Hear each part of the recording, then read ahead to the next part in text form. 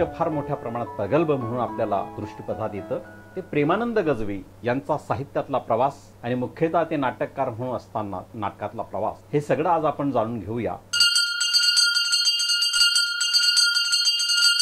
त्रिवेज media टीव्हीच्या परिवर्तनाची शिलेदार या सदरात आपलं स्वागत. सर, आपण एक नाटककार म्हणून विशेषतः गाजलात महाराष्ट्राच्या भूमीवर आणि सुरुवातीला नाटक आणि कविता ह्या दलित साहित्याच्या रूपातून फार मोठ्या प्रमाणात महाराष्ट्रामध्ये आल्या. मात्र त्यातही तुम्ही साहित्यिक म्हणून खऱ्या अर्थानं नाटककार म्हणून जे गाजलात महाराष्ट्राच्या भूमीवर, तर नाटक हा फॉर्म निवडताना तुम्ही असं काही निश्चित असं ठरवलेलं होतं की साहित्याच्या प्रवासात ते नेमकं ओघाने आलं? नेमकं काय झालं? हे आता ह्याचं उत्तर द्यायचं तर मला खूप मागे जायला पाहिजे. म्हणजे माझ्या बालपणी जे माझ्यावर संस्कार झाले तिकडे जायला पाहिजे. शाळेमध्ये असताना वयाच्या 14व्या-15व्या वर्षी शाळेचं जे गॅदरिंग व्हायचं त्याच्यामध्ये पहिल्यांदा मी उमाजी नाईक या नाटकामध्ये भूमिका केली आणि फुल लेंथ भूमिका होती. काळोजी हे खलनायकाचं पात्र आहे उमाजी नाईकमध्ये. आणि माझ्या चेहऱ्याकडे बघितल्यानंतर मला हिरोची भूमिका कोणी देणार नाही, कारण आपल्याकडे जी परंपरा आहे हिरो जसा गोंडस छान असा गोरा गोमटा, आणि तर त्या परंपरेमध्ये माझा चेहरा काही बसत नाही. पण मग शाळेच्या शिक्षकांनी मला ते खलनायकाची भूमिका दिली आणि ती मी केली त्या वर्षी. आणि ती गावात एवढी गाजली की मी अनेक दिवस काळोजी म्हणूनच गावामध्ये परिचित होतो. तो माझा पहिला तोंडाला रंग लावण्याचा प्रसंग म्हणूया. त्याला आत्ता तुमच्या स्टुडिओमध्ये बसलेलं असताना 55 वर्ष झाली त्या घटनेला. आणि आजही तिथला जो एक महत्त्वाचा डायलॉग आहे, जा रे पिऱ्या हऱ्या मऱ्या शिरा आतमंदी आणि आना बांधून समजसनी माझ्यावर, तर आजही मला पाठ आहे. तर तो माझा एक प्रवास बिंदू. आणि त्याच्या आधी थोडं मागे बाबासाहेब आंबेडकरांची धर्मांतराची जी चळवळ होती ती, आणि बुद्धिस्ट कल्चर सगळं. मी 9-10 वर्षाचा असताना, म्हणजे माझा जन्म 1947 सालचा आणि 56 धर्मांतर, तर अगदी कोवळ्या वयात म्हणावं असं त्यावेळेस माझ्यात झालेले बौद्ध धम्माचे संस्कार, हे जसं मगाही तुम्ही म्हणालात की मानवी मूल्याचं, तर त्याची बीजं तिकडे आहेत. म्हणजे तुमच्यावर लहानपणी जे संस्कार होतात ते तुम्हाला आयुष्यभर पुरत राहतात, आणि तसे मला ते पुरत आले असं म्हणायला हरकत नाही. आम्ही देव फेकले, सगळ्या गोष्टी केल्या, आणि इतकं सगळं करूनही कोणाला साधी खर्दी खोकला ताप असं काहीसुद्धा झालेलं नाही.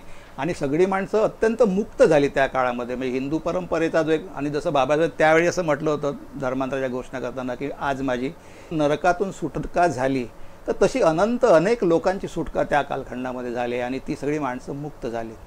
आणि त्या मुक्ततेचा प्रवास, म्हणजे त्या काळामध्ये मी कव्वालीचे सामने पण केलेले आहेत गावी असताना. सिनेमाच्या चालीवर गाणी लिहिली आहेत. काही वर्ष मी मुंबईला आल्यानंतर गोविंद म्हशीलकरांच्या बरोबर पण होतो.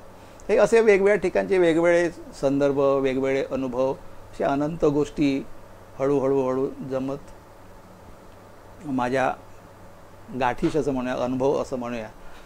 आणि तो जो सगळा जो गावाकडचा जो वारसा आहे तो घेऊन मी नोकरीनिमित्त मुंबईला आलो. आणि मुंबईला आल्यानंतर का म्हणजे तुम्ही एका मोठ्या विश्वामध्ये पाऊल ठेवलं असतं. म्हणजे गाव खेडं, तिथली अत्यंत संकुचित वृत्ती, एका वर्तुळामध्ये बंदिस्त झालेलं जग, ते सगळं सोडून जेव्हा आपण बाहेर येतो मुंबईसारख्या मोठ्या शहरामध्ये, तर आपला सगळा परीघ असा पूर्ण बदललेला असतो. खूप वेगळ्या प्रकारची माणसं आपल्याला भेटतात, विविध जातीची भेटतात, विविध स्वभावाची भेटतात. आणि ती माणसं, म्हणजे आपण घडतो म्हणण्यापेक्षा ती माणसं आपल्याला घडवत असतात. आणि त्यांचं जे घडवणं असतं ना आपल्या, म्हणजे त्यांच्याकडून ज्या अनंत गोष्टी रुजत जातात त्याचा एक परिणाम म्हणूया. आणि त्याचबरोबर हे झालं व्यक्तींच्याबद्दल, पण वर्तमानपत्रामधून वाचलेलं असेल, कुठेतरी एक गाव एक पानवट्याचं आंदोलन असेल, किंवा त्याच्या आधी 1975ची आणीबाणीची घोषणा असेल, आणि ते सगळं वातावरण त्या कालखंडामधलं, अनेकांना जेलमध्ये बंद केलं ते असेल.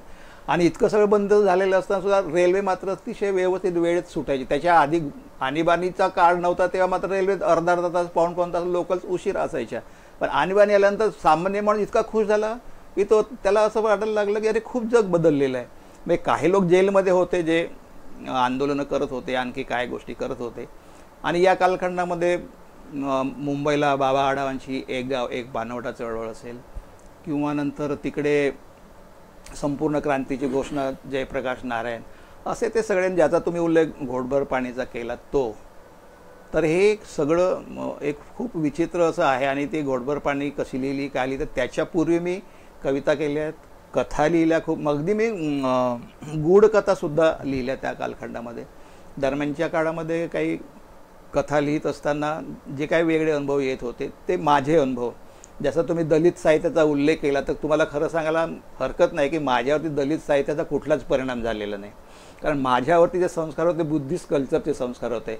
आणि मुंबईमध्ये आल्यानंतर जेव्हा असं लक्षात आलं, साधारणपणे मी 77च्या कालखंडामध्ये अस्मिता दर्शन मेळावा पहिल्यांदा अनुभवला. आणि तिथं जी काय ज्या प्रकारची चर्चा वगैरे झाली, आणि मग त्यावेळीसुद्धा मला असा प्रश्न पडला होता की मी जर 56 झाले, आमची सगळी माणसं जर बुद्धिस्ट झाली असतील, तर मग हे परत दलित तत्व कशासाठी. आणि मग बाबासाहेबांच्या चळवळीचा एकूण अभ्यास स्वतः केल्यानंतर जे असं जाणवलं ते की आपण काही चूक केली का. आपण म्हणजे माझ्या आधीच्या पूर्वसुरींनी, जे मला जे सिनियर्स होते, आता त्यांची नावं घेण्याची काही आवश्यकता नाही इथे, कारण हा इतिहास खूप जुना नाही आहे, सगळ्यांना बहुतेकांना माहीत आहेत कोण काय तपशिलात गेलं तर तो एक माझ्यावरती परिणाम होता. आणि मी जेव्हा मुंबईमध्ये आलो त्यावेळेस मी मालाडला राहत होतो. आणि तिथे माझा एक मित्र, एक सोनान होते, एक पाथरकर होता, आणि रामकृष्ण गाडगीळ असे, आणि विविध असे कुठल्या एका विशिष्ट धर्माचे लोक नव्हते, वेगवेगळ्या ह्याच्यातले, वेगवेगळ्या कॅटेगरीतले. आणि त्यावेळेस आम्ही नाट्य सहकार नावाची संस्था स्थापन केली होती. आणि तिथेसुद्धा करायला गेलो एक असं एक वेगळ्या प्रकारचं नाटक तिथे आम्ही सादर केलं होतं. तिथे एक नाच्यापोराची भूमिका ती मी त्याच्यामध्ये केलेली होती. एका स्पर्धेमध्ये पण पार्ले म्युझिक सर्कलच्या एकांका स्पर्धेमध्ये भाग घेतला होता. असं माझा असा प्रवास, म्हणजे माझ्यावरती नाट्य परंपरेचे संस्कार कळत न कळत होत होते आणि मी ते स्वीकारत होतो. असा एक माझा घोटभर पाणीकडे जाण्यापूर्वीचा एक प्रारंभ बिंदू आहे. कथा, कविता, कादंबरी या सगळ्या फॉर्ममध्ये लिहित असताना तुम्ही नाटक हे विशेष निवडलं, तो संस्कार तुमच्यावर. परंतु असं म्हणतात की साहित्य हा समाजाचा आरसा असतो आणि लेखकाच्या अनुभूतीशी तो जोडलेला असतो. एका बाजूला तुम्ही घोटभर पाणी लिहितात, म्हणजे तुम्ही बुद्धाच्या संस्काराचा उल्लेख केला, म्हणजे बुद्धाच्या जीवनकाळातही पाण्याचा संघर्ष आहे. डॉक्टर बाबासाहेब आंबेडकरांच्या जीवनातही महाराजचा पाण्याचा संघर्ष आहे, आणि तुमच्या घोटभर पाण्यातही तो पाण्याचा संघर्ष आहे. तर हे लिहित असताना तुम्ही, आता त्यालाही 40 वर्ष झाली घोटभर पाण्याला, आणि त्यानंतर तुम्ही किरवंत आणलं, जे महाराष्ट्रामध्ये प्रचंड गाजलं चर्चेमध्ये. परंतु ते मंचावर, नाट्यमंचावर चाललं हा वेगळा भाग आहे. परंतु किरवंत सारखा जो अनुभव आहे, म्हणजे एका ब्राह्मण जातीचा अनुभव, त्याची अनुभूती तुम्हाला नेमकी कशी आली, म्हणजे कसा तो विषय तुमच्या मनात आला? आता मी 70व्या वर्षात, म्हणजे संपेल माझा आता 71 वर्षात, इतका अनुभव पाठीशी असताना माझ्यामध्ये काय प्रगल्भता आली काय आली नाही हे मी सांगण्यापेक्षा माझ्या लेखनामध्ये कशी उमटली हा जास्त महत्त्वाचा भाग आहे. तसा बुद्धाचा उल्लेख केला की रोहिणी नदीचा पाण्याचा प्रश्न, त्या एका पाण्याच्या प्रश्नामुळे सिद्धार्थ गौतम बुद्ध एक जगाला अत्यंत महत्त्वाचा विचारवंत मिळाला. आणि असा विचारवंत मिळाला की जगातले सगळे धर्म एका बाजूला आणि बौद्ध धम्म एका बाजूला, जग एका बाजूला आणि एक माणूस एका बाजूला, आणि तरी तो जगाच्या पाठीवर अत्यंत खूप वेगळ्या पद्धतीनं माणसाला एक मोकळेपणा, विचारांचा मोकळेपणा, आणि मी सांगतो ते त्यावर विश्वास न करत तुझ्या मेंदूला पटते की नाही त्याचा विचार, इतकी मोकळीक देणारा हा जगातला एकमेव विचारवंत. त्या रोहिणी पाण्याच्या याच्यामुळे जग मान्य झाला. बाबासाहेबांचं तेच आहे, तोच पाण्याचा प्रश्न आहे. महाडचं चवदार तळं, तेच घोटभर पाणी. म्हणजे मला असं, मी कधी कधी मित्रांना विनोदाने म्हणतो की या जगामध्ये 3 माणसं पाणी या प्रश्नामुळे जगात प्रकाशाला आलेत. एक गौतम बुद्ध, दुसरे बाबासाहेब, आणि तिसरा मी. हा विनोदाचा भाग जरी सोडून दिला तरी पाण्याच्या प्रश्नावरती भारतभर विशेषतः, आणि ज्या काळामध्ये मी लिहिली तेव्हा एक गाव एक पाण्याची चळवळ खूप जोरात होती, आणि दलितांना खेड्यामध्ये पाणी मिळत नव्हतं, त्याच्यामुळे सगळी पार्श्वभूमी होती. आणि हे आंदोलनं संपूर्ण क्रांतीच्या ही दोन्ही पार्श्वभूमी आहेत, आणीबाणीची परिस्थिती कारणीभूत आहे, असं सगळ्यांचा एक कोलाज. आणि म्हणून घोटभर पाणी हे लिहिलं गेलं. त्यावेळेस जेव्हा मी लिहिलं तेव्हा मलाही माहीत नव्हतं की त्याचं काय असं वेगळं होऊ शकेल. आणि सगळा जो फॉर्म आहे तो नाटकाचा फॉर्म नाही, तो मुक्त नाट्याचा फॉर्म आहे. आता मुक्त नाट्यसुद्धा माझ्याकडे कसं आलं तर माझे वडील लोककला म्हणजे दंडार असा एक प्रकार करायचे. विदर्भामध्ये तो खूप प्रसिद्ध आहे. तिकडे ते तमाशामध्येही कधी त्याच्या लावण्या किंवा गाणी अशी त्यांनी त्या काळामध्ये रचली होती. अर्थात हे बुद्धिझमचं वारं आल्यानंतर त्यांनी सगळं सोडून दिलं. कारण बाबासाहेब जेव्हा असं म्हणाले की ज्या गोष्टींना समाजामध्ये मान्यता नाही त्या सगळ्याचा त्याग केला पाहिजे, आणि त्या काळामध्ये अनेक लोकांनी ह्या सगळ्या जुन्या हिंदुइझममधून चालत आलेल्या परंपरा होत्या, गण गवळण बतावणी हे सगळं जे होतं सगळं सोडलं आणि एक नव्या दिशेने हा सगळा प्रवास सुरू झाला. त्या प्रवासाचाही भाग, त्याचाही संस्कार एक कळत नकळत माझ्यावरती झालेला, आणि त्यातून एक घोटभर पाणी.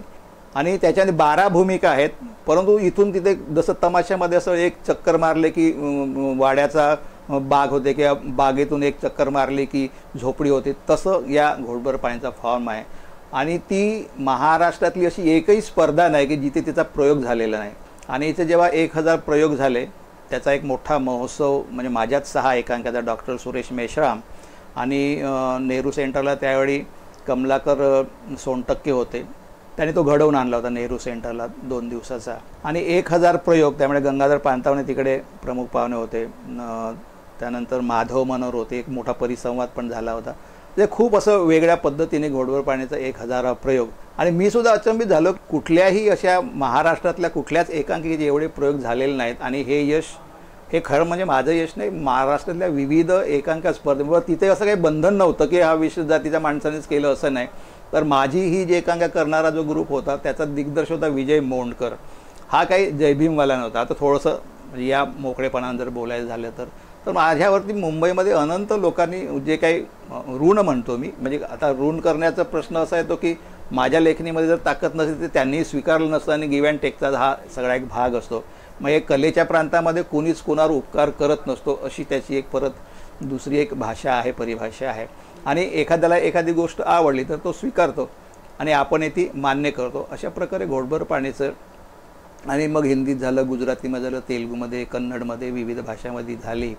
आणि सांगायला आणखी एक वेगळा आनंद असा होतो की भारतामधल्या एकांकिकांचं एक खंड निघाले आहेत, 2 खंड, आणि त्यामध्ये महाराष्ट्रातली ही पहिली एकमेव एकांकिका जिचा त्या सर्वोत्कृष्ट एकांकिका संग्रहामध्ये तिचा समावेश झालेला आहे. ते असं हे या पहिल्याच एकांकिकेने, आणि आतापर्यंत गेल्या 30-40 वर्षामध्ये जवळजवळ 3000च्या आसपास प्रयोग झालेले आहेत. आणि त्या एकांकिकेने मला जे दिलं, तर आजही गजवी म्हटलं की लगेच घोटभर पाणी किंवा घोटभर पाणी म्हटलं की गजवी, हे समीकरण आजही 40 वर्षानंतर तसंच शिल्लक आहे. हे महत्त्वाचं आहे. आता तुमचा जो मुद्दा खरं म्हणजे खूप महत्त्वाचा आहे की किरवंतकडे कसा मी वळलो. घोटभर पाणी लिहिल्यानंतर मी, हे 77ची आहे, आणि मधली 2 वर्ष त्यानंतर मी 2 एकांकिका लिहिल्या, त्या कुणाचे ओझे आणि 110. तर ही कुणाचे ओझे आमचा एक मित्र सुहास व्यवहारे, नाव घेऊन बोलतो, काही प्रॉब्लेम नाही त्याच्यामध्ये, तर तो कुणाचे ओझे नावाची एकांकिका करत होता. तर मला घोटभर पाणीचं यश मिळालं होतं, तर मला असं वाटलं की आपण जी प्रत्येक गोष्ट करू ना तिला असंच यश मिळालं पाहिजे. असे काही डोक्यामध्ये होतं ते, आणि ते वय तसं होतं आणि ते येतं. आणि मग ते मित्राकडे गेलो, म्हटलं जरा तुझी तालीमाला बघू दे, काय कसं केलंच ते. तर तो मला म्हणाला की नाही हो, तालमीला वेळ मिळत नाही. तर म्हटलं का रे? नाही म्हणत, बघा आत्ताच मी स्मशानातून आलो आहे. तर मला कळे ना आता हे एकांकिकेचा संबंध या स्मशानाशी कसा काय. तर मी त्याला म्हटलं काय करतो स्मशानात? मला काय नाही, माझी इच्छा वगैरे नव्हती, पण म्हणजे कुठेतरी शेजारी प्रेत झालं आणि मग वडील आमचे गेलेले होते, आणि त्यामुळे मला स्मशानामध्ये जावं लागलं, आणि मग तिथून माझा सगळा प्रवास सुरू झाला. तर मी त्याला तिथेच म्हटलं काय करतो स्मशानात जाऊन? तो मला एवढंच म्हणाला की आत्ताच मी थकून आलो, तुम्ही 2 दिवसांनी या, मी तुम्हाला सगळं सांगतो. मग त्याप्रमाणे मी 2 दिवसांनी त्याच्याकडे गेलो. माझ्यासोबत एक सुधाकर कानडे नावाचा माझा मित्र, म्हणजे नाट्य चळवळीमधलाच होता. तर मग बसलो आम्ही, चहा वगैरे, त्याच्या आईने चहा वगैरे दिला, आणि म्हटलं ते सांग रे, तू काल ते परवाच्या दिवशी म्हणालास की ते सगळं स्मशानात.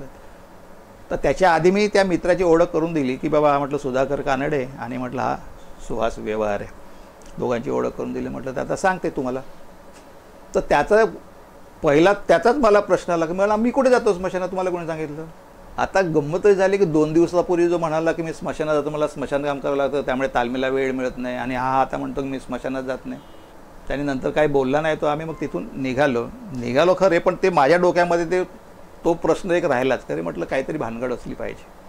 म्हणून मग मी ते माझ्या मित्रा ज्याचा उल्लेख केला रामकृष्ण गाडगीळचा, त्याला मी फोन केला. अरे म्हटलं असा एखादा भटजी आहे का, तर तो आता त्याला असं वाटलं कोणतरी गेलं असेल. तर म्हटलं काय गेलं बिलं कोणी नाही. म्हटलं मला ते त्याला भेटायचं आहे आणि त्याच्याकडून जरा काही गोष्टी समजून घ्यायच्या आहेत. मग त्याप्रमाणे मला अशोक जोशी मालाडच्या स्मशानभूमीमध्ये काम करायचे. तर त्यांच्याशी गाठ घालून दिला. मी स्मशानातच बसलो तिकडे. ते सगळं प्रेत जळत, एंट्रन्सला डाव्या बाजूला तिथे प्रेतं जाळण्याची जागा आहे. मी आतल्या बाजूला जाऊन बसलो तिकडे. वडाचं झाड होते, वरती कावडे बसलेले आहेत, तसं सगळं ते वातावरण. आम्ही आणि टेप रेकॉर्डर मी घेऊन गेलो होतो, त्याचं लक्षात राहील न राहील.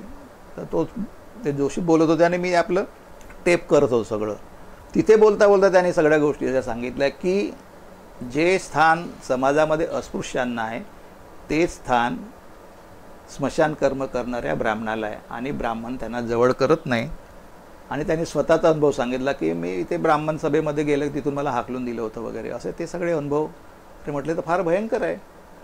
आणि मग हे सगळं खरं आहे का हे तपासण्यासाठी मग परत मी सावंतवाडीला गेलो.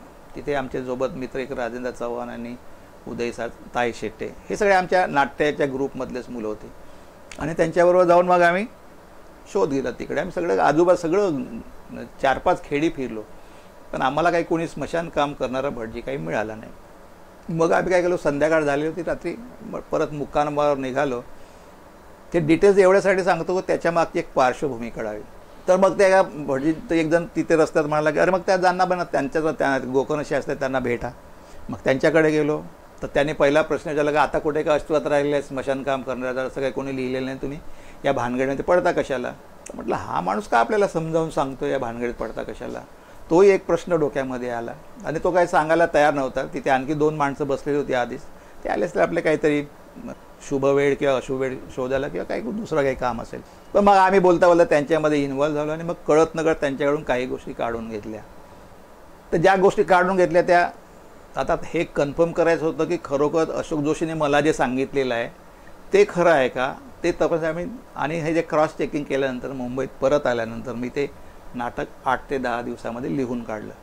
आता लिहून काढल्यानंतर त्याचे आम्ही स्पर्धेत प्रयोग केले, तिकडे पुरस्कार वगैरे हा तर सगळा भाग आहेच तो. पण लोकेशन्स खूप होती आणि म्हटलं खूप कमी लोकांच्यापर्यंत ते नाटक जाणार असेल तर ते खूप लोकांपर्यंत जावं, व्यावसायिकला जावं म्हणून त्यातले काही सीन कमी केले आणि मधलं एक 7-8 वर्ष जाऊ दिल्यानंतर त्याचं पुनर्लेखन केलं. आणि मग ते डॉक्टर लागूंकडे दिलं. आणि डॉक्टर लागू असं म्हणाले की असं काही ब्राह्मणामध्ये आहे मला माहीतच नाही ब्राह्मण असूनही.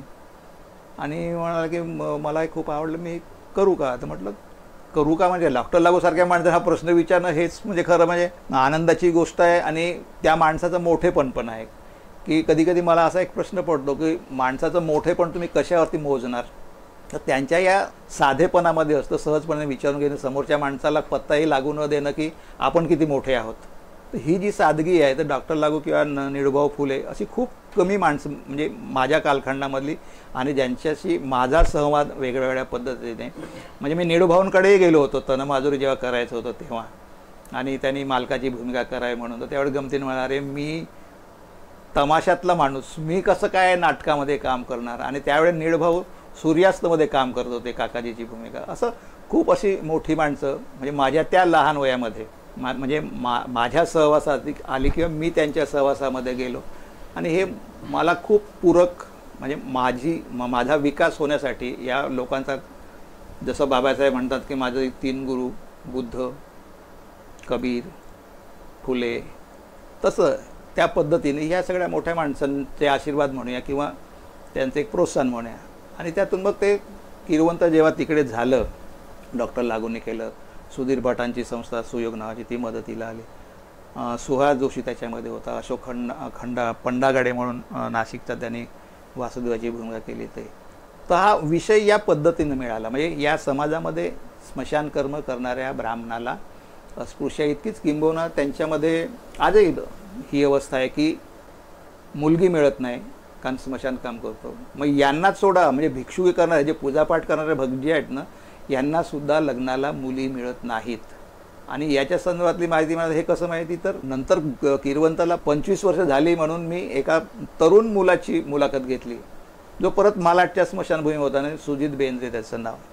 तर त्याला मी म्हटलं रे आत्ता काय परिस्थिती आहे, मी इतक्या वर्षापूर्वी हे नाटक लिहिलं होतं. आणि तेव्हा तो 1-2 शब्द म्हणाला की नाही हो, मी आता इकडे आलो ना या ब्राह्मण सभेमध्ये तर कोणीतरी मला असं ऐकू येईल इथपर्यंत बोलतोच की याला इथे कशाला येऊ देता. म्हणजे मग लक्षात येतं की जेव्हा आपण असं म्हणतो की काळ बदलला आहे, जग बदललेलं आहे, ग्लोबलायझेशन झालेलं आहे, हे सगळं बाह्यता ठीक आहे. म्हणजे माझ्या हातामध्ये मोबाईल असतो पण माझ्या मनात मोबाईल नसतो ना. माझ्या मनात काहीतरी भलतंच असतं. आणि हे जे भलतंच जे असतं ना, या भलत्याकडे लेखकांनी अत्यंत जाणीवपूर्वक, जसं मगाशी तुम्ही उल्लेख केलात की समाजाचा आरसा किंवा काय, तर ते तसं खूप आतलं जे आहे ते खूप वेगळं आहे. आणि तो असंही म्हणाला, मी त्याला असं विचारलं मग तुझं लग्न कसं झालं, तर तो मला असं म्हणाला की माझा प्रेमविवाह होता. आणि मी असं सांगेन म्हणाला की आधी लग्न करा आणि मग स्मशान कामाकडे वळा. म्हणजे हा जो प्रश्न आहे ना, म्हणजे जातला. आणि ब्राह्मणामध्ये परत दुसरे स्वयंपाक करणारे भटजी आहेत, पाणी भरणारे भटजी आहेत. म्हणजे ब्राह्मणाने, आता आपण असं म्हणतो की ही धर्मपरंपरा, म्हणजे ज्याला मी सरळ हिंदू परंपरा असा शब्द वापरत नाही, खरं म्हणजे हिंदू परंपरा नावाची गोष्टच नाही आहे. म्हणजे माझं जे काही आकलन आहे ते जे आहे ते वैदिक ब्राह्मणी परंपरेचा हा उत्तरार्ध आहे. आणि 8व्या शतकामध्ये जेव्हा शंकराचार्य आल्याच्या नंतर मग हिंदू परंपरा सुरुवात झाली. त्याला परत मुस्लिम परंपरा कारणीभूत आहे, कारण यांना सिंधू हा शब्द उच्चारता येत नव्हता म्हणून त्याने हिंदू केलं. तो हिंदू शब्द खरं म्हणजे आपली मूळ संस्कृती आहे सिंधू संस्कृती, त्या सिंधू संस्कृती झालं हिंदू संस्कृती. आणि हे सगळे हिंदू म्हणूनच म्हणत राहिले. पण आजही विचार केला तर ब्राह्मण जो वर्ग असतो, आणि ब्राह्मणामध्ये सुद्धा आता गंमत कशी आहे की खूप जाती आहेत ब्राह्मणांमध्ये. म्हणजे त्याच्यामध्ये स्वतःला खूप श्रेष्ठ म्हणणारे चित्तपावन ब्राह्मण आहेत, मग कराडे आहेत, मग देवरुखे आहेत, मग देशस्थ आहेत, असं खूप. म्हणजे इतकं वाईट आहे हे सगळं. आणि इतकं सगळं वाईट असताना सुद्धा ही वैदिक ब्राह्मणी परंपरा इतकं सगळं घेऊन, म्हणजे सगळं वाईट घेऊन, म्हणजे माणसाचं माणूस पण नष्ट करणारं सगळं सोबत घेऊन हे कसं काय जगतात, आणि त्यांच्या अधीन राहून बाकीचे समाज कसे काय जगतात, हे कोडं. आता काय आपण एक म्हणतो का ते ब्रह्मदेवाला सोडलं, बरं ब्रह्मदेव नावाची कुठली गोष्ट असते त्यात नाही, हा भाग सोडून द्या. पण हे इतकं सगळं विचित्र आणि मानवी जीवनाला वाईट गर्तेमध्ये टाकणार आहे. आणि तरीसुद्धा आपल्याकडे खूप वेगळ्या पद्धतीने हे सगळं चाललेलं आहे. सर, तुम्ही एक नाटककार, म्हणजे महाराष्ट्राचेच नाही तर देशभरात, म्हणजे विजय तेंडुलकरांच्या तोडीचं असं जे नाव असेल, मला वाटतं ती प्रेमानंद गजबी नाटकाच्या क्षेत्रामध्ये, की अनुभवाची विपुलता, व्यापकता, हे सगळं आहे. पण ज्यावेळेस तुम्ही नाटकं लिहित होता, तुमच्याबरोबरची एक पिढी हे सगळी नाटकं लिहित होती, आणि समीक्षक असेल किंवा व्यवस्था असेल, एक दलित नाटककार म्हणून त्यावेळेस चर्चा करत होते. पण या सगळ्या नाटकांमध्ये, म्हणजे तुम्ही जो म्हटलात की बुद्धाचा संस्कार, आधुनिक आणि वैज्ञानिक, हे सगळं असतानाही या नाटकांमध्ये बऱ्याच वेळा मिथ्स, या गूढ आणि काहीतरी पौराणिक अशा परंपरेच्या माध्यमातून त्याची मांडणी होत आली. तर ही मांडणी चूक होती की बरोबर होती, की ती त्या परिस्थितीचा भाग होता, नेमकं काय होतं? हां, खूप याच्यामध्ये मिथ्स येतात. आता मिथ्स येण्याचं खूप वेगळं कारण आहे की मी शक्यतो लेखन करत असताना, की समजा उदाहरणार्थ देवदासीचा प्रश्न आहे, तर ही देवदासी प्रथा कशी निर्माण झाली असेल आणि कशी निर्माण झाली असा प्रश्न जेव्हा मीच माझा स्वतःला विचारतो लेखक म्हणून, आणि हे नुसता प्रश्नही नसतो तर त्या प्रथेच्या मुळाशी जाणं असतं. आता मुळाशी जाताना मला काय जाणवलं, तर ती जमदग्नी ऋषी आहे, त्याची पत्नी रेणुका आहे, त्याचा पुत्र परशुराम आहे, हे तपश्चर्येला बसतात आणि बायकोला सांगतात, म्हणजे ती दिनचर्या आहे त्यांची, की तू नदीवर जायचं, वाळू, नदीतली वाळू, त्या वाळूचा कलश घडवणं. आता वाळूचा कलश घडत नाही हे आपल्याला कुठल्या शेंबड्या मुलाला पण कळते, पण ती हे आता परत मिथ्सचा भाग आहे.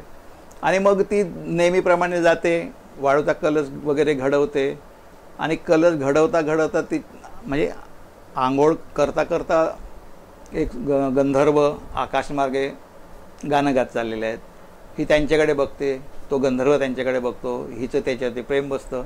मग आंघोळ करून बाहेर आल्यानंतर ती ठरल्याप्रमाणे वाळूचा कलश घडवायला जाते, पण वाळूचा कलश घडत नाही, कारण त्यांनी शाप दिला असतो की कुठलाही परपुरुष तुझ्या मनात आला तर ते असं कलश घडणार नाही. ही जर घडलेली म्हणजे रचलेली कथा आहे ती, आणि हिंदू ज्या काही कथा आहेत त्याच्यामध्ये ह्या आहेत. आता ह्या कथेकडे मला जाणं फार आवश्यक होतं, कारण पुढचा प्रवास असा या कथेचा, ती बाई परत येते, पाणी आणलेलं नाही आहे, मग तो तिला शाप देतो की तुझ्या मनामध्ये परपुरुष आला, आणि तो मुलाला बोलावतो, त्याची सगळे मुलं येतात आणि परशुरामाला सांगतो तुझ्या आईचं डोकं उडव, तर डोकं उडवतो. मग आता परशुराम, आता आपण एका बाजूला विचार करायला गेला तर याने 21 वेळा पृथ्वींनी क्षत्रिय केलेली अशी एक आणखी एक वेगळ्या प्रकारची मीथ आहे या व्यक्तीच्या नावामागे. आणि या मीथचा वापर आता परत वेगळ्या पद्धतीने ब्राह्मण संमेलनं होतात तिथे परशुरामाचा असा मोठा असा पोस्टर लावलेलं असतं. आता हे कशाचं प्रतीक आहे ते आता इतरांनी विचार करा, मी त्याच्या खोलात जात नाही कारण हा आपला विषय नाही. आणि मग तो डोकं उडल्यानंतर मग तो म्हणतो की चल माग वर, तुला काय पाहिजे तर लगेच आपला परशुराम वर मागतात की माझ्या आईला जिवंत करा. आता आले का पंचायत, आता आईचं डोकं तर उडवलं, ते जोडणार कसं? मग तो म्हणता की ते बघ ती बाई चाललेली आहे रस्त्याने. तर हो म्हणतो ते कोणतरी मातंग स्त्री चालले आहेत, म्हणजे जा उडव तिचं डोकं. आणि म्हणून मग तिकडे गेल्यानंतर डोकं आणतो, लावतो, तो काय मंत्रबिंत्र काय असतं फुटफुटतं वगैरे ते नेहमी सिनेमात वगैरे इकडे तिकडे दाखवतात, तसं ती बाई जिवंत होते. आता ही बाई जिवंत झाल्यानंतर आता जमदग्नीत बायको म्हणून स्वीकारायला पाहिजे ना. पण आता झाले असं की हिचं जे शरीर आहे हे पूर्ण गौरवर्णी आहे ब्राह्मण असल्यामुळे, आणि डोकं बसवलेलं आहे ते मातंगीचं आहे, आणि मातंगी ही शूद्र कुळातली असल्यामुळे तिचा चेहरा काळा आहे. आता हे विचित्र जे शरीर जे आहे ते हे शरीर घेऊन कसं वावरणार? तर जमदग्नी सांगतात की तू जा, याच्यापुढे तू माझ्याकडे राहायचं नाही, तू जा बाहेर, तुझ्या नावाने लोक मंदिर बांधतील, तुला मुलं अर्पण करतील. आता ही सगळी मायथॉलॉजिकल गोष्ट घेऊन मी त्या नाटकाची पूर्वार्ध जो आहे तो कवितेच्या फॉर्ममध्ये सगळं आहे, आणि ही सगळी गोष्ट जो पुजारी जे कॅरेक्टर आहे त्याच्या माध्यमातून ही सगळी गोष्ट येते, आणि त्याप्रमाणे त्या देवीचं मंदिर उभं राहतं आणि देवदासी प्रथा सुरू होते. म्हणून मला हे सगळं मायथॉलॉजिकलकडे जावं लागलं.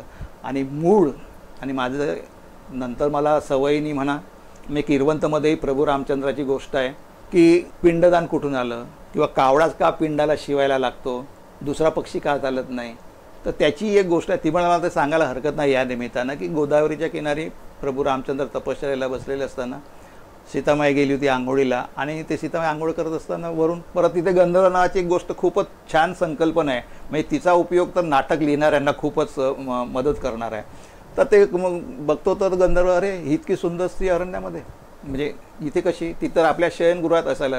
हे माझ्या मनचं नाही, हे रामचरित कथासार म्हणजे कथा आहेत त्याच्यातलं आहे ते. आता हे लोकांना माहीत नसतं, हे लोकांना कळावं म्हणून. तर तो गंधर्व कावड्याचं रूप धारण करतो आणि तिच्या वक्षस्थळावर चोच मारतो. आता इकडे चोच मारल्यावर तिकडे प्रभू रामचंद्राला जाणवतं की अरे आपला कोणतरी धावा करते. मग बघतात तर तो कावडा तिला अडवतोय सीतेला, आणि मग प्रभू रामचंद्र तिकडे येताना सांगतात की तू काय केलंस आहे. ती गोष्ट परत सगळी समजून, अरे ती माझी पत्नी आहे. तर म्हणतो माझी चूक झाली. तो म्हणतो नाही, तुला याच्यापुढे कावडा म्हणून जगावं लागेल. तर मग त्याला शाप देतात. मग उशाप पण असतो की ठीक आहे, तुला मी उशाप देतो, तुला कावडा म्हणून जगावं लागेल, उकिरड्याचं घाणेरडं भक्षण करावं लागेल, पण माणूस मेल्यावर मात्र लोक तुझीच आराधना करतील, तू पिंडाला शिवल्याशिवाय माणसाला मुक्ती मिळणार नाही. अशा प्रकारचा उशाप आहे त्याच्यामध्ये. म्हणून हा जो पिंड जेव्हा करतात भटजी लोक किंवा करायला सांगतात, तर तो दोन प्रकारचा असतो. एक भाताचा असतो, मरणारा जर ब्राह्मण कुटुंबातला असेल त्या परंपरेला तर भाताचा असतो, आणि ब्राह्मणेतर असेल तर कणकेचा करतात. कारण तिथे सुद्धा मरणाच्या दारामध्ये सुद्धा, म्हणजे मराठे तर सगळा जो ब्राह्मणेतर सगळा जो वर्ग आहे त्यांच्यासाठी हिंदू धर्मामध्ये वेगळी परंपरा आहे. तर हे सगळं त्या किरवंतमध्ये येतं या सगळ्या गोष्टी.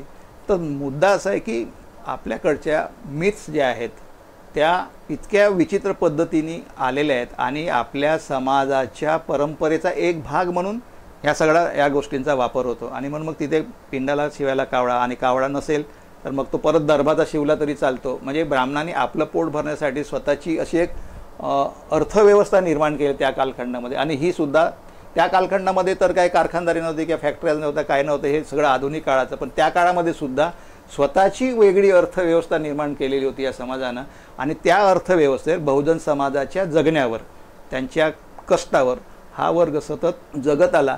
आणि आधुनिक काळामध्ये तर अनेक बदल झालेले आहेत. या सगळ्या जात वास्तवाच्या प्रवाहात अनुभव घेत असताना, म्हणजे आता तुमचे जी इतर नाटके आहेत, साहित्य आहे, ते अनुभवावर आधारलेले आहेत, पण अनुभूतीवर जे काही आधारलेलं असं नाटक तुमचं आहे ते प्रामुख्याने मला तनमाजुरी वाटतं. आणि तनमाजुरी हे एक प्रकारे जातीय वास्तवापेक्षाही वर्गीय वास्तवाच्या अनुभवावर जास्त आधारलेलं दिसतं. तर हे नाटक तुम्ही कशा अंगाने बघता? आता काय आहे याच्यामध्ये, तनमाजूर जेव्हा मी लिहिलं, एक तर मुळात मी ही एकांकिका म्हणून लिहिली होती गहाण नावाची, आणि इथे ठाण्याच्या पुढे शहाड असं काही ते गाव आहे, आणि तिथे एका मुसलमानाकडे एक आदिवासी काम करत होता, आणि तो वेडी बिगार म्हणून काम करत होता. त्यावर आधारित मी ती लिहिली होती. आणि नंतर असं वाटलं की हा खूप व्यापक विषय आहे, त्याच्यानंतर मी त्याच वर्षी नाटकामध्ये कन्वर्ट केलं ती एकांकिका. कॅरेक्टर्स वाढले. एक शिक्षकाचं कॅरेक्टर प्रामुख्याने वाढलं, त्याची बायको, नंतर देव्या म्हणून एक कॅरेक्टर, त्याची बायको. आणि नाटक म्हटल्यानंतर कसं होतं, एकांकिकेचं कसं एक स्वरूप छोटं असतं, एक केंद्रबिंदू असतो. नाटकामध्ये अनेक केंद्रबिंदू असतात आणि हे अनेक केंद्रबिंदू परत साधून ते शेवटी जाताना ते परत एका बिंदूला नेऊन जोडायचे असतात. तर हे सगळं करत असताना आता आपल्याकडे दोन गोष्टी अशा आहेत की एक जात जाणीव आणि वर्ग जाणीव. जो भारतीय माणूस असतो तो जात जाणीवने विचार करतो, तो भारतीयच असतो, पण मार्क्सवादाला जोडीला घेतो, तो वर्ग जाणीवेकडे जातो. मग ह्याच्यामध्ये पण परत द्विधा अवस्था तयार होतो. पण इथला मूळ भारतीय माणूस जर विचार करायला गेला तर जात वास्तवाचाच विचार करतो. आता मी ते लिहिताना माझ्या डोक्यामध्ये मार्क्स पण नव्हता आणि आजही माझ्या डोक्यामध्ये मार्क्स नाही. आता याचं कारण मला झालं, जग तू मार्क्सला घेऊन डोक्यावर नसताना तुम्ही कोण असे मोठे लागून गेलात, तर मला मार्क्सची गरज वाटत नाही माझ्या लेवलला. त्याची परत निखायची तर मी मीमांसा करू शकतो इथे, मला का मार्क्स महत्त्वाचा वाटत नाही ते. तर ते मी ते लिहिलं त्यावेळेस. एक शिक्षक येतो गावामध्ये आणि आदिवासीच लोक आहेत त्याच्यामध्ये, काळ्या गोट्याची वस्ती आहे, तिथे राहतात, त्यांचं शोषण, त्यांच्या जमिनीच त्या मालकाने पळवलेल्या आहेत. आणि हे सगळं परत पार्श्वभूमी अशी आहे की हे मी 83ला लिहिलेलं. आणि त्या काळामध्ये सुद्धा बिहारमध्ये अशी परिस्थिती होती की म्हणजे जनावरांच्या गोठ्यामधलं शेण पहाटेला स्त्रिया चोरून न्यायच्या आणि ते बंधाऱ्यावर धुवून त्यामध्ये जनावरांनी खाल्लेलं धान्य ते धुवून काढून ते वाळवून ते दळून त्याच्या भाकरी करून खायच्या. हे जेव्हा मी महाराष्ट्र टाइम्समध्ये वाचलं म्हटलं त्याला हे काय आयुष्य आहे या लोकांच्या वाट्याला आलेलं.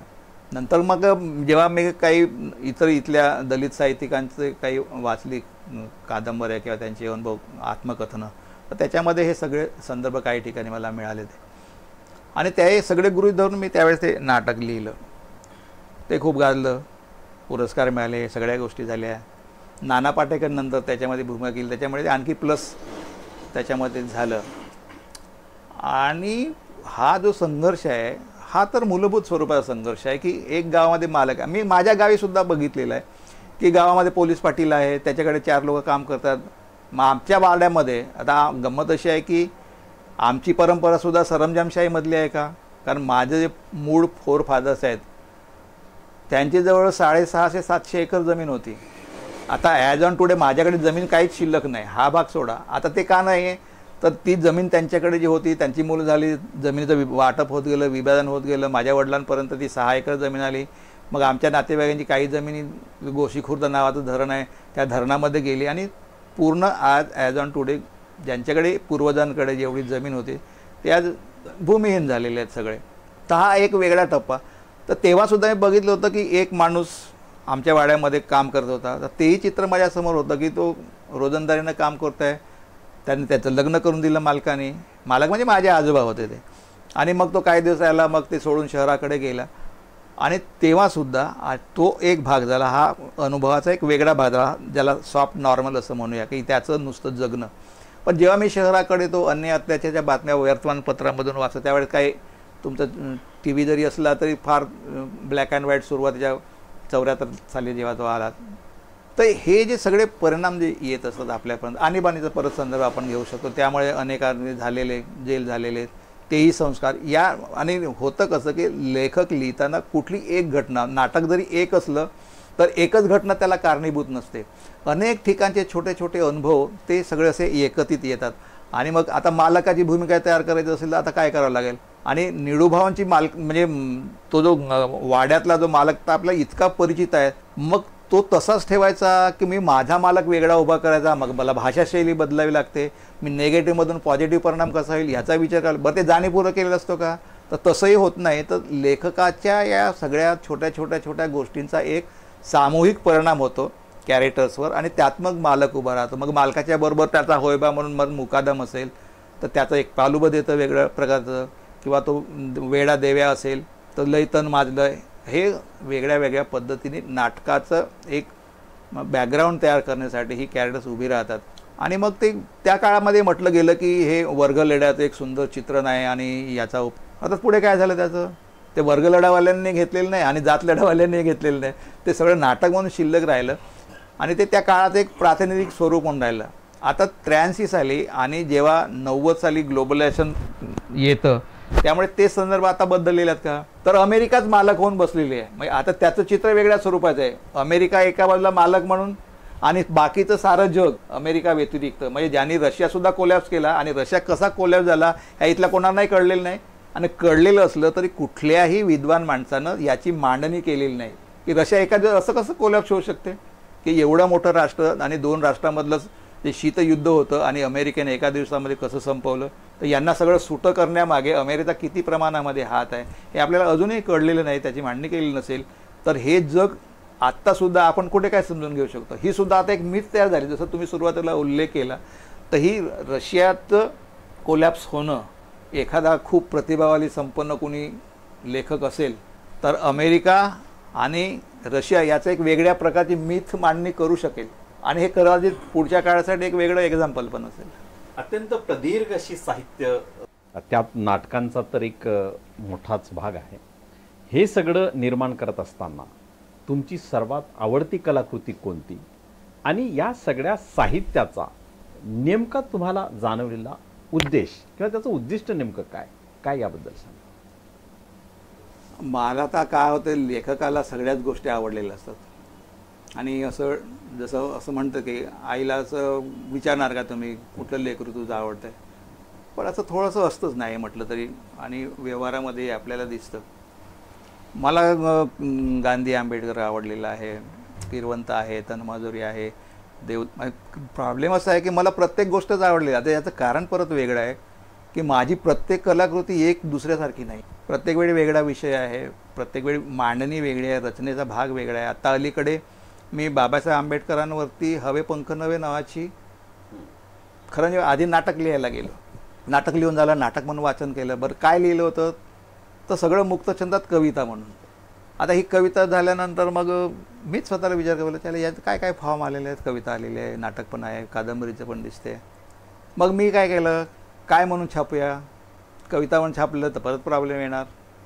मग ते नाटकामध्ये कंस असतात की बाबा पात्र खाली उतरलं बोलतं, ते रचना असते त्याच्यामध्ये सजेस्टिव्ह.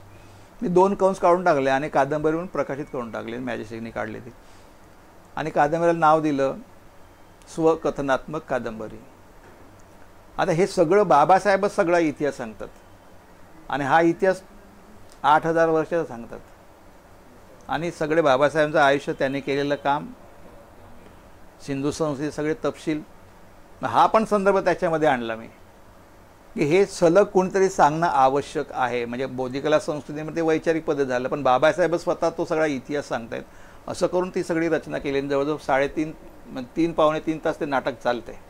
आता हे करावं का लागतं आणि मग माझं आवडतं कुठलं. आता ही पण कलाकृती मला आवडते. ह्याच्या आधी मी आता अनेक लोकांना आवडलं नाही ते अभिजात जंतू नावाचं. म्हणजे काहींना तर प्रश्न पडला की याला काय अभिजात जंतू, तुझा काय संबंध अभिजातशी, गंमत आहे ना. आता अभिजात ही संकल्पना सगळ्या समाजामध्ये असते. मुसलमानामध्ये अभिजात असतात, ख्रिश्चनांमध्ये अभिजात असतात, पारशांमध्ये अभिजात असतात, हिंदू ब्राह्मणामध्ये अभिजात असतात, मराठ्यांमध्ये अभिजात असतात आणि बौद्धांमध्येही अभिजातता असते. झालं कसं आमच्याकडे, अभिजात म्हटलं की ब्राह्मण आणि मग बाकीचे बहुजन, तर कोणी पाडले पायंडे. आणि हे जर मला जाणवलेलं असेल तर मी ब्रेक केलं पाहिजे ना. म्हणून मी त्या नाटकाचं नावच दिलं अभिजात जंतू. मग बाकी याला काय पडलं, हे काय काय म्हटलं ते वाच म्हणजे तुला कळेल काय आहे ते. म्हणून मग आणखी एक गोष्ट केली. आता कसं होतं की कल्चर तुम्हाला जर तुमचं डेव्हलप करायचं असेल आणि कलाकृती साहित्याच्या माध्यमातून त्याचा काही एक उपयोग होतो असं मला स्वतःलाही जाणवलेलं आहे. आता महाराष्ट्र, जसं मगाशी म्हटलं मराठी भाषा या सगळ्या गोष्टी, राजाराम शास्त्री भागवतांचं वाक्यच आहे, जिथवर महार तिथपर्यंत महाराष्ट्र, बरोबर आहे. आणि गाव तिथे महारवाडा. याचा काय संदर्भ जोडणार तुम्ही. महाराष्ट्र हा महारांचा आहे आणि असेल तर महार अभिजात आहेत की नाहीत. आणि कारण अभिजातेचा अर्थ श्रेष्ठ असा आहे, जात नाही. जात या अर्थाने अजिबात नाही. आम्ही त्या शब्दाचा अर्थ अभिजात म्हटलं की ब्राह्मण म्हणायचं आणि मोकळं व्हायचं, तसा अजिबात नाही. जे जास्तीत जास्त जुनं आणि श्रेष्ठ आहे. तर ज्या कोणी महारांनी, आता मी थेट बोलतो, हे सगळं उभं केलं असेल, महाराष्ट्राचं घडवलं असेल, आणि राजाराम शास्त्री भागवत तो काय आमचा माणूस तर नाही आहे, एक संशोधक आहे, जन्माने ब्राह्मण आहे.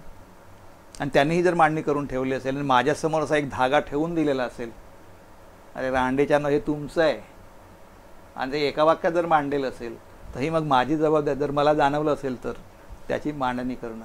आणि म्हणून मागच्या वर्षीपासून आता महाराष्ट्र सरकारने काय केलं, मराठी भाषेला अभिजात भाषेत दर्जा मिळवून दिलेलं पाठवलं प्रकरण सगळं. रंगनाथ पठार यांच्या अध्यक्षतेखाली ते मीटिंग गेली आणि ते अहवाल तिकडे गेला, अजून मान्यता मिळाली नाही. आम्ही काय वाट बघत बसायचं? जर माझी मराठी भाषा जर अभिजात आहे तर मी माझ्या मराठी भाषा सन्मान आधी सुरू करीन. मी मागच्या वर्षीपासून 1 मेला अभिजात मराठी भाषा दिन सुरू केला बोधी नाट्य परिषदेच्या माध्यमातून. हे पाऊल उचलावं लागतं. आम्ही वाट नाही बघत बसणार. आणि मग ही जी मराठी भाषा जर इतिहासामध्ये तपशील जर मागे जर गेला तर पाली भाषेपर्यंत जर जात असेल आणि पाली भाषेवर आधारित जर मराठी भाषा असेल, आहे की नाही हे परत वेगळं आहे.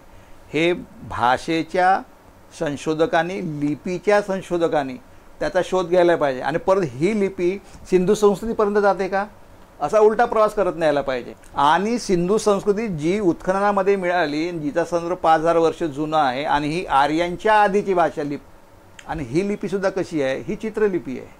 म्हणजे ते मोठं असं वशिंड असलेला बैल वगैरे जे आहे आणि वरती अक्षरं लिहिलं, ती अजून ती लिपी वाचता आलेली नाही. ती जर परंपरा माझी असेल आणि तिथून परंपरा असून पाली भाषा त्या भाषेवर जर आधारित असेल, हा मग मोठा प्रवास आहे. अजून आपल्याकडे असं संशोधन झालेलं नाही. मी परवाच एका मित्राला बोललो, रांडेच्यानं हे एवढं मोठं काम पडलेलं, हे करायचं कोणी? गंमत अशी आहे की तो सगळा तपशील मांडून त्याचा एक 700-800 पानांचा एक मोठा संदर्भ ग्रंथ तयार होईल. आणि त्या लिपीपासून आता त्याच्यामध्ये हे जे स्वस्तिक जे चिन्ह आहे ना, आता जे ब्राह्मण मंडळी सगळं वापरतात, हे तिथलं आहे. स्वस्तिक चिन्ह तिथे आहे, हे त्याने तिकडनं इकडे पळवलेलं आहे. त्याची चित्र आहेत. तुम्ही इंटरनेटला पण म्हणजे बघितलं, गुगलवरती सर्च केलं तर तुम्हाला सगळं सापडेल. तर ही जी ती परंपरा आहे सिंधू संस्कृती 5000 वर्षाची, आणि तिथून ते बुद्धाकडे असेल. आणि 2000 वर्षापूर्वी जर आर्य बाहेरून आलेले असतील तर 1000 वर्ष जुनी आहे ती संस्कृती. म्हणजे मग भारतीय संस्कृती आपण ज्याला असं म्हणू, किंवा मुळातला शब्द वापरायचा तर हे सिंधू राष्ट्र आहे, हिंदू राष्ट्र नाही. मी फेसबुकवर टाकताना असं म्हटलं की सिंधू, जे स्वतःला हिंदू राष्ट्र म्हणतात त्यांनी खोलात जाऊन विचार करावा, हे तुम्हाला बोधी राष्ट्र दिसेल. मग एकाने असं टाकलं की नाही, ते तुम्ही म्हणतात ते हिंदू राष्ट्र आणि बोधी राष्ट्र दोन्ही एकच आहेत. म्हणजे हे लोकांना एका वैचारिक लेवलला आणणं आणि आपली जी मांडणी आहे इनडायरेक्टली का मान्य करायला लावणं, हे सुद्धा एका वेगळ्या कामाचाच भाग आहे. आणि तो आम्ही बोधी नाट्य परिषदेच्या माध्यमातून आम्ही करत असतो. हीच गोष्ट अशी केली की आत्तापर्यंत आपल्या देशामध्ये कला दिन साजरा केला जात नाही. आता कला कुठल्या आहेत? 5च कलांना मान्यता आहे भारतीय स्तरावरती. त्यामध्ये स्थापत्यकला आहे, शिल्पकला आहे, चित्रकला आहे, नृत्यकला आणि संगीत. वाङ्मय कलेला कला म्हणून मान्यताच नाही. आता ही जी बदमाशी कोणी करून ठेवली, कशासाठी आपल्याला तर माहीत नाही. पण मला जर रिअलाइज झालं असेल ना, हा डॅम्बीज पण आहे. म्हणून आम्ही काय केलं, बोधीच्या माध्यमातून ह्या 6 कला एकत्रित केल्या. आणि 2011 सालापासून आम्ही भारतीय कला दिन साजरा करतो.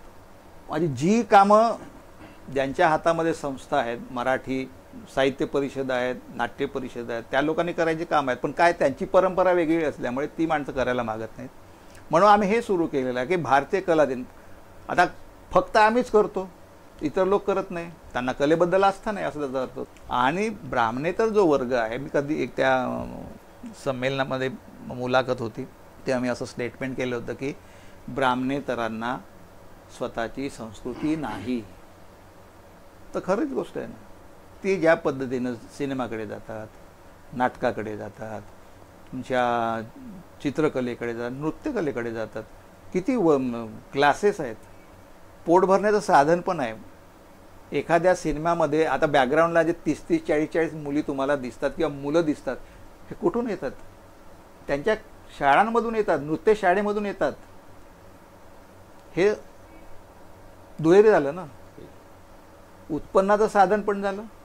तिथे जर माझी नृत्य शाळा आहे आणि 100 मुलं किंवा मुली पाहिजे असतील तर त्या मुलाचं मानधन समजा 1000 रुपये असेल, तर प्रत्येक मुलामागे मला जर 200 रुपये मिळाले तर माझं उत्पन्न झालं ना. आणि ते सिनेमाचं शूटिंग जर 8 दिवस चालणार असेल तर मल्टिप्लाय करा. म्हणजे मी मुलांच्याकडून फी पण घेतो शिकवण्याची आणि मला हे दुसरं उत्पन्नाचं साधन पण मिळतं. हे आपल्या लोकांना कसं लक्षात येईल? आणि हे मग आणून द्यायचं असेल, पण आपल्या लोकांना म्हणजे कसं होतं, आपल्या लोकांना इन द सेन्स ज्यांच्या जाणीवा प्रगल्भ नाहीत अशा लोकांना म्हणतोय. ह्या त्या जातीविषयीचा काही संदर्भ नाही. तुम्ही दक्षिण भारतामध्ये गेलात तर एवढ्या मुली नृत्य करण्यामध्ये ते इतरच दिसत नाही. मी विशेष करून हा जो ब्राह्मणेतर वर्ग आहे, ज्याला कल्चरचा किंवा या गोष्टींचा काही फायदा आहे, त्याच्या अर्थनीती आहे याची जाणीवच नाही, असा तर खूप मोठा वर्ग. आणि खेड्यापाड्यात गावाकडे गेला तर तिथं नृत्यबित्त काय आता काही भानगडीच नसतात. संध्याकाळी शेतातून घरी यायचं, जेवायचं आणि झोपायचं. तिथे कला बिला नावाची अजिबात गोष्ट नसते. असलं तर एखाद्या गावामध्ये नाटक बिटक काय झालं वर्षातून एकदा तर ते. थिएटर्स नसतात, पाणीच पिणत नाही प्यायला तर बाकीचे आणखी काय. आणि आपण कितीही गव्हर्नमेंटने जरी सांगितलं तरी हे जे प्रश्न आहेत तर हे कल्चरशी निगडीत जोपर्यंत आपण करत नाही आणि हा विकास होत नाही कलांचा, तर तोपर्यंत आपल्याला कुठलीच कला म्हणजे आता जगाच्या तुलनेमध्ये जर विचार केला तर आपली कला प्रगल्भ आहे का? म्हणजे हॉलिवूडचा सिनेमा आणि आपला हिंदी सिनेमा हा जो फरक आहे ना, तोच फरक इथे आहे. म्हणजे ब्राह्मण आणि ब्राह्मणेतर वर्गामध्ये. म्हणजे असं म्हणण्याचं कारण नाही की आपण इतके मागासलेले आहोत का, तर जगाच्या नकाशावर आपण किती मागासलेले आहोत. मग ज्याला ब्राह्मणाला आपण अत्युच्च मानतो तो देखील जगाच्या नकाशावर मागासलेलाच आहे. मग यांनी सुद्धा फुशारकी करण्याची तशी आवश्यकता नाही आहे की आम्ही सर्वश्रेष्ठ आहोत. हे सर्वश्रेष्ठ वगैरे काही नाहीत. इथे जे आता म्हटलं जातं ना, वासरात लंगडी गाय शहाणे, तसं हे वासरात लंगडी गाय शहाणे आहे. ज्या वर्गाने ब्राह्मण, क्षत्रिय, वैश्य, शूद्र आणि अस्पृश्य हे जी काही परंपरा निर्माण केली ह्याचा विचार त्या लोकांनी करायला पाहिजे आणि माणसासकट या देशाला अस्पृश्यातून बाहेर काढलं पाहिजे. डॉक्टर बाबासाहेब आंबेडकर नेहमी म्हणत, मी प्रथमही भारतीय आणि अंतिमताही भारतीय आहे.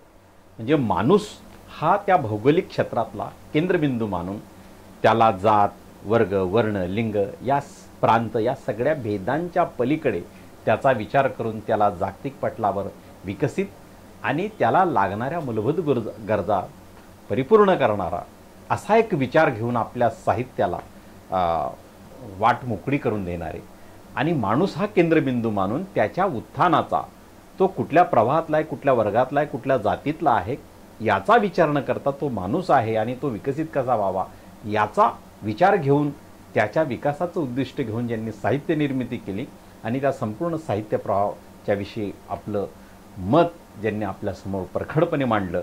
आणि अशा प्रकारची माणसं नेहमी परखड यासाठी ठरत असतात की ती कुठल्याही संकुचित वृत्तीला स्थान देत नाही आणि त्यामुळे त्यांच्यातलं कुठलंही दांभिकपण आपल्याला जाणवत नाही. ती परखडता नेहमीच परंपरावाद्यांना किंवा संकुचित वृत्तीच्या लोकांना नेहमी खलत असते आणि त्यामुळे विवादही घडत असतात. अनेक विवादातून हे व्यक्तिमत्व पुढे गेलेलं आहे. असे प्रेमानंद गजवी साहेब यांच्याशी आपण आज हितगुज केलेलं आहे. पुन्हा कधी संधी मिळेल त्यांच्याशी पुन्हा आपण बोलूया. सर, तुम्ही त्रिवेज मीडिया टीव्हीला जो आपला वेळ दिला अमूल्य त्याबद्दल आपलं खरं शतशः आभार.